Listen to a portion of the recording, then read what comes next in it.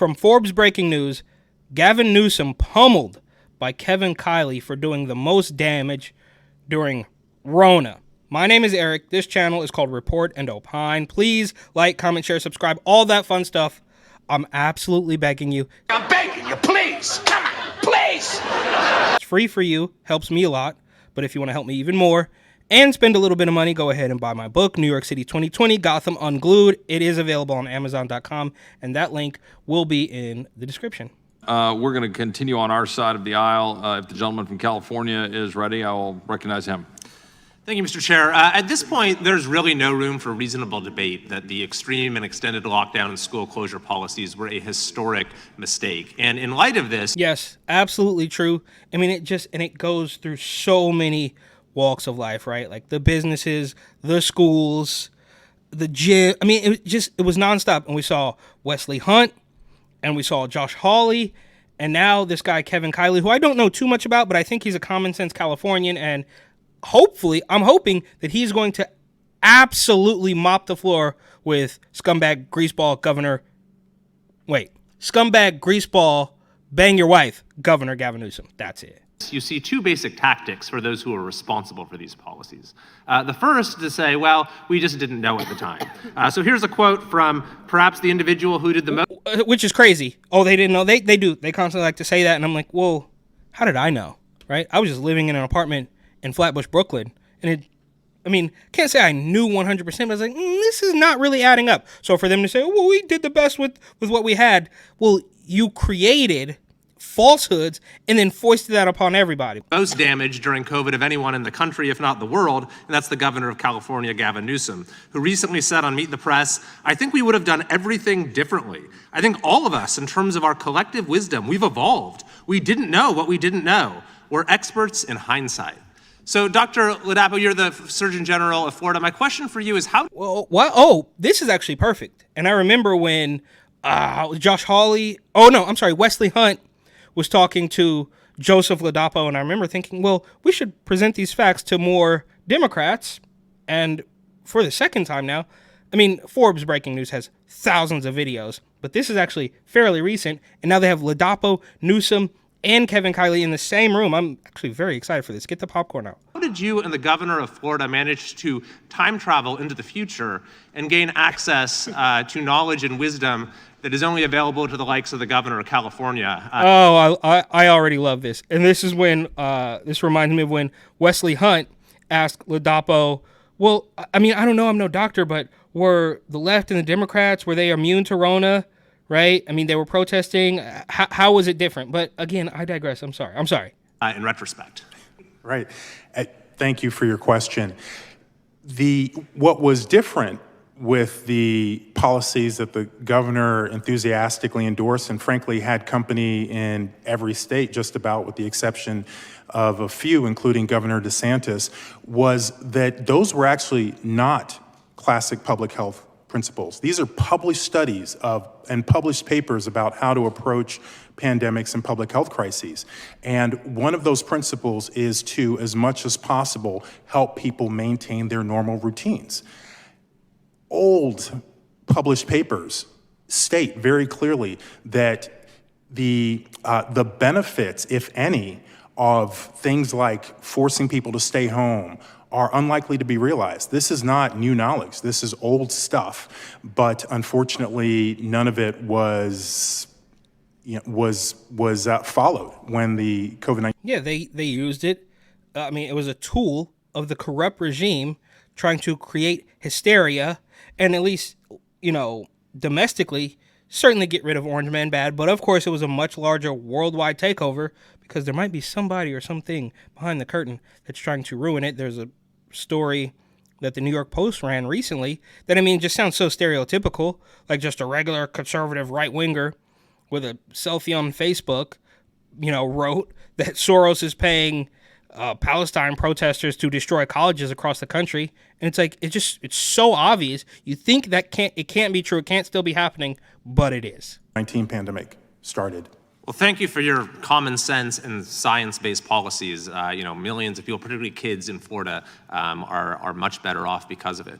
Now, the first tactic is to simply say, well, we didn't know at the time. The second tactic... So, I guess this is the same day. There's Joseph Ladapo is wearing the same clothes. This Hagman lady is in here again. So clearly this is the same day. But a recent upload from Forbes Breaking News. And I'm also kind of learning that I don't think Governor Gavin Newsom is actually going to be here. And why would he? He's not going to want to hear this. He's certainly not going to answer any questions about it. It is simply to deny that these events occurred altogether. We've seen that actually in the testimony of several Biden administration officials in this Congress. You had the Secretary of Education, Miguel Cardona, despite being an enthusiastic advocate for child vaccine mandates, denied in testimony before the Education Committee that he had supported that. You had the Secretary of Health and Human Services, Javier Becerra from my own state of California, testify, quote, "We never forced anyone to do anything, even though he oversaw the heinous 2-year-old mask mandate for Head Start."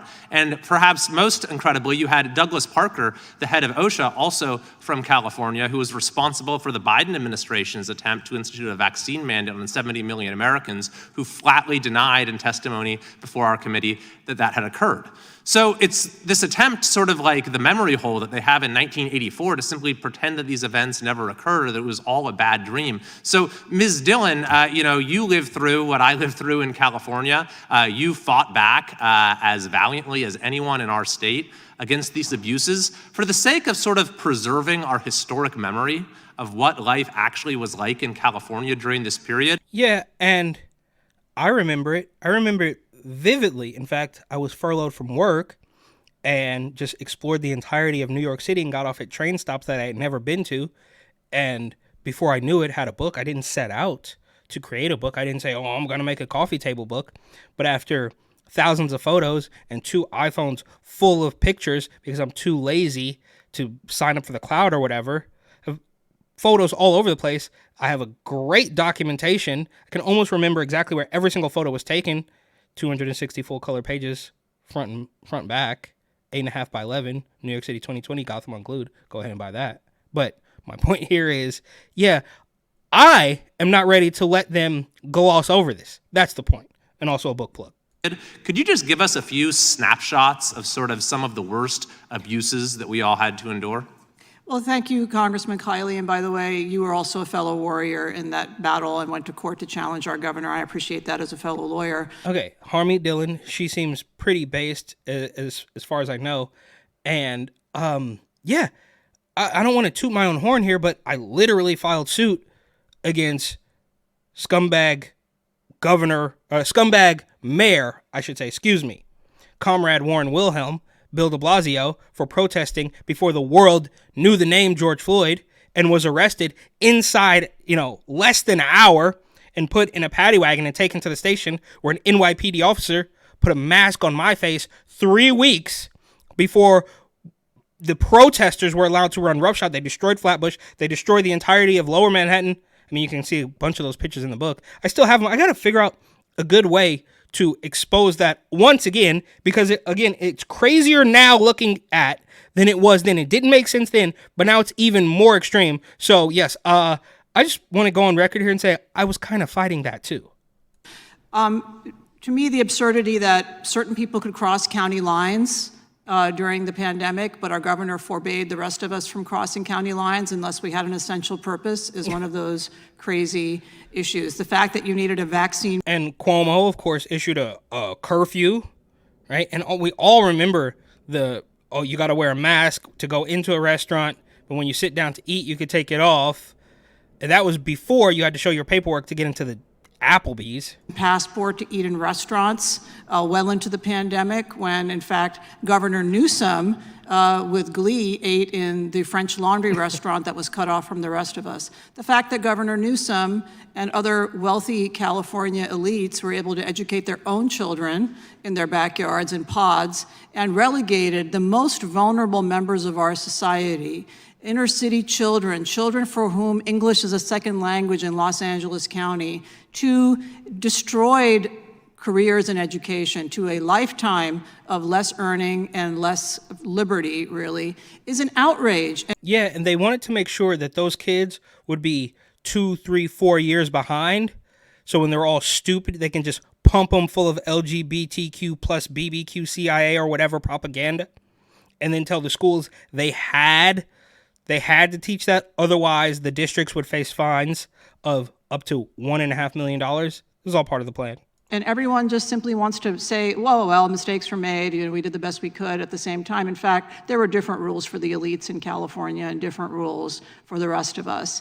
And the fact that judges pointed to Jacobson and said, Ms. Dillon, we're not talking about deferential or rational basis scrutiny.